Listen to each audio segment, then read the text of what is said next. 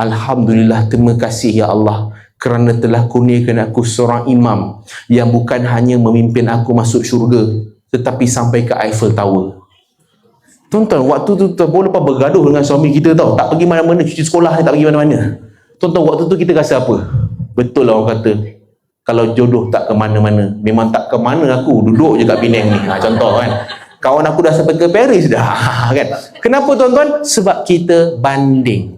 The moment kita banding, memang akan mengganggu kesyukuran kita. Sebab tu Nabi pesan, ni pesan pada saya dan kita semua ni, bab dunia, jangan banding orang yang lebih atas, tapi tengok orang yang lagi bawah supaya ada kesyukuran. Tuan-tuan, saya ingat kita pun mungkin pernah involve bagi bantuan, kadang-kadang pergi kampung-kampung kita bagi beras. Dan tuan-tuan, saya rasa orang Malaysia ni at least lah, kalau kita makan nasi putih letak kicap, telur goreng, kesian lah tu. Walaupun sedap, kira kesian lah tu.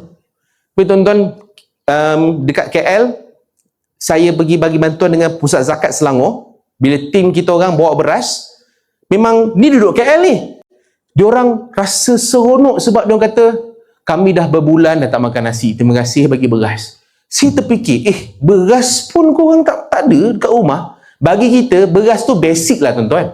Tapi bukan basic untuk mereka.